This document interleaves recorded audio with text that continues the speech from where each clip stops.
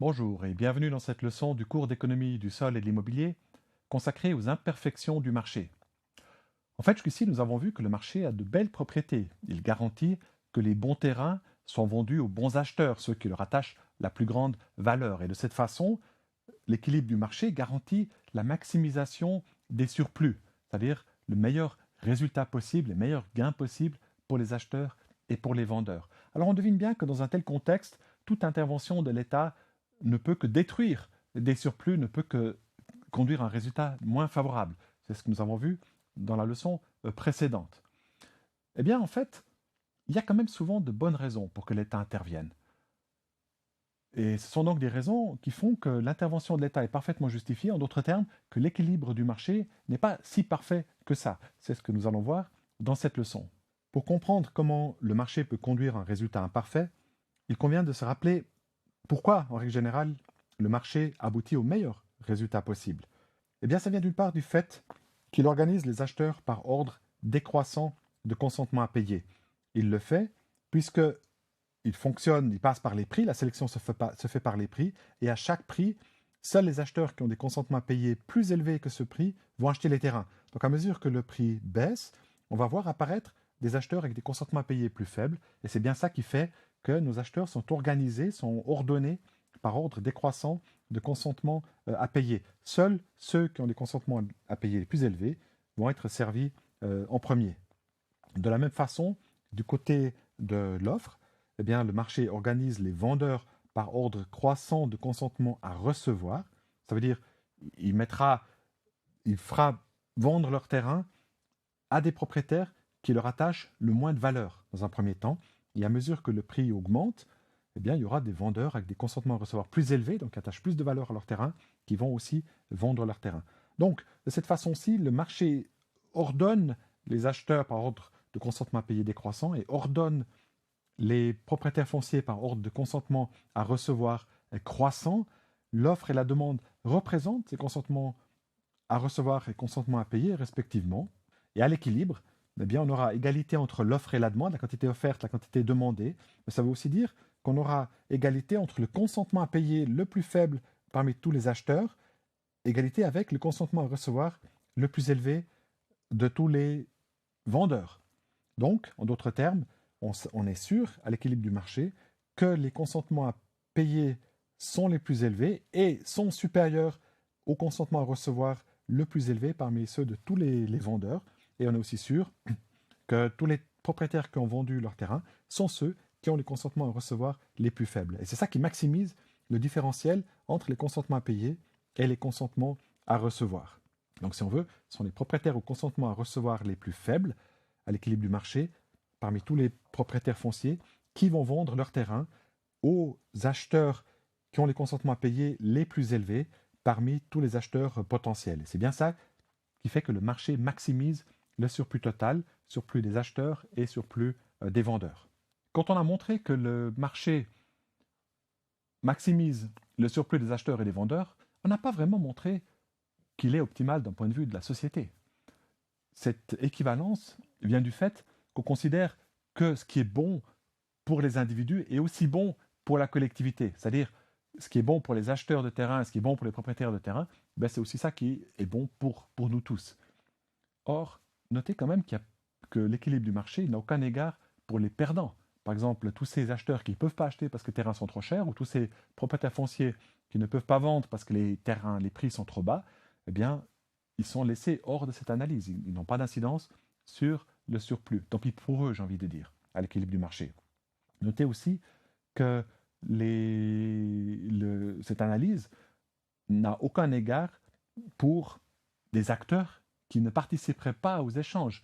On ne regarde que les intérêts des acheteurs et des vendeurs sur ce marché foncier, mais parfois des transactions ont des impacts aussi pour des individus qui ne sont pas actifs directement dans ces transactions. On n'a pas pris ça du tout en compte. Supposons par exemple que la mise à disposition des terrains implique des coûts pour la collectivité, des équipements, des impacts défavorables sur les terrains voisins, des pertes de qualité naturelle des sols, etc. On appelle ça des coûts externes. Ces coûts externes, on peut les ajouter au consentement à recevoir privé, qui est quelque part le coût pour le propriétaire foncier de céder son terrain, de renoncer à son terrain, et on arrive ainsi à ce qu'on peut appeler un consentement à recevoir social. Je vais employer ce terme social pour désigner en fait la même chose que collectif, donc c'est l'intérêt général, par opposition à individuel ou privé qui va désigner l'intérêt particulier. Donc, à l'équilibre du marché, caractérisé comme d'habitude, défini par l'intersection entre la demande et l'offre et caractérisé par un prix d'équilibre P étoile et une quantité d'équilibre Q étoile, eh bien, à cet équilibre du marché, on a en fait des coûts pour la collectivité correspondant à cette surface en vert clair. En effet, sur chacune de ces transactions, sur chaque terrain qui est vendu, eh bien, il y a un coût externe correspondant à ce différentiel entre la ligne verte et la ligne violette. Et si j'additionne tous ces différentiels, eh bien, j'obtiens cette surface vert qui est un ensemble de coûts pour la collectivité, de coûts qui n'ont pas été pris en compte par les acteurs du marché, ni du côté de la demande, ni du côté de l'offre.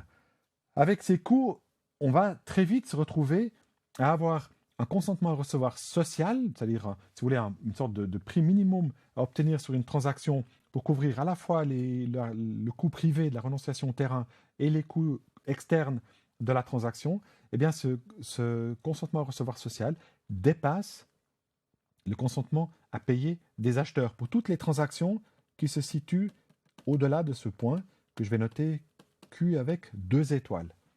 Donc, pour tous ces terrains entre Q 2 étoiles et Q une seule étoile, on a un consentement à recevoir social plus élevé que le consentement à payer des acheteurs. Et ça, on sait que ce n'est pas bon.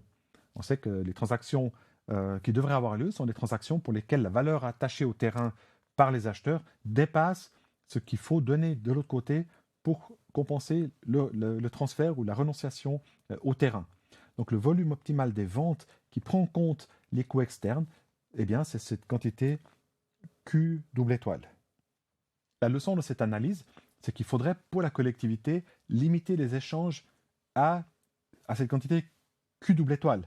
Donc il faut obtenir moins de transactions. C'est quelque chose que nous avons vu dans la leçon précédente, où on avait aussi, dans une des interventions de l'État, un plafond aux échanges. Une manière d'y arriver, eh bien, c'est soit d'imposer Q double étoile comme maximum, voilà, on n'a pas le droit d'échanger plus que ça, ou alors en introduisant une taxe égale à la différence entre le prix à imposer, à faire payer aux acheteurs pour qu'ils n'aient pas envie d'acheter plus que la quantité Q double étoile, et puis le prix qu'on peut donner aux vendeurs pour qu'ils n'aient pas envie de vendre plus que la quantité Q double étoile. Donc cette taxe, c'est le différentiel entre ces deux prix.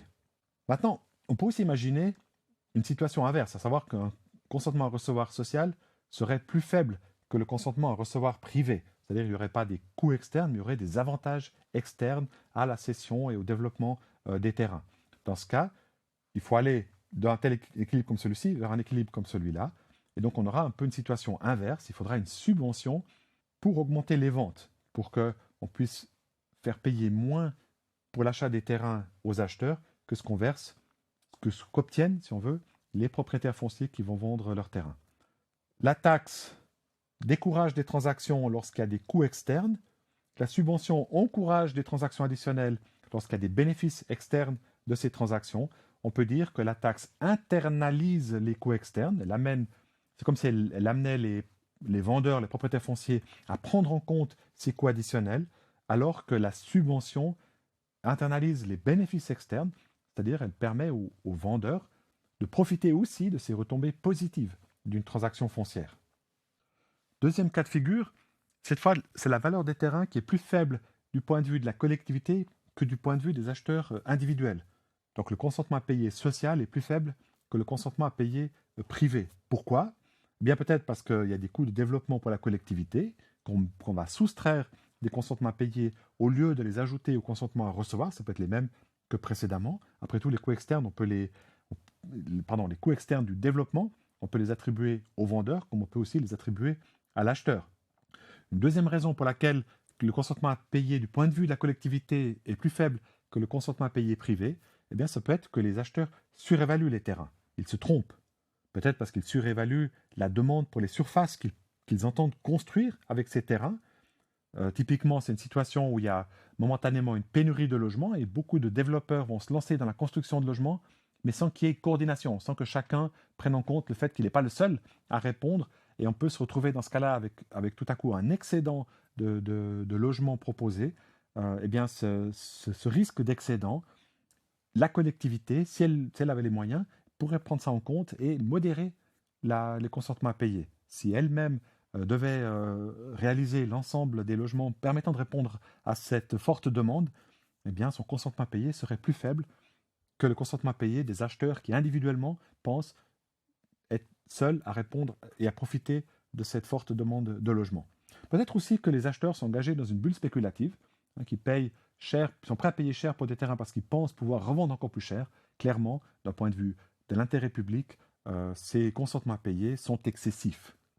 Alors, à l'équilibre du marché, représenté par le point rouge, on a un différentiel entre consentement privé et consentement social qui, cumulé sur l'ensemble des transactions, correspond à la surface en vert clair.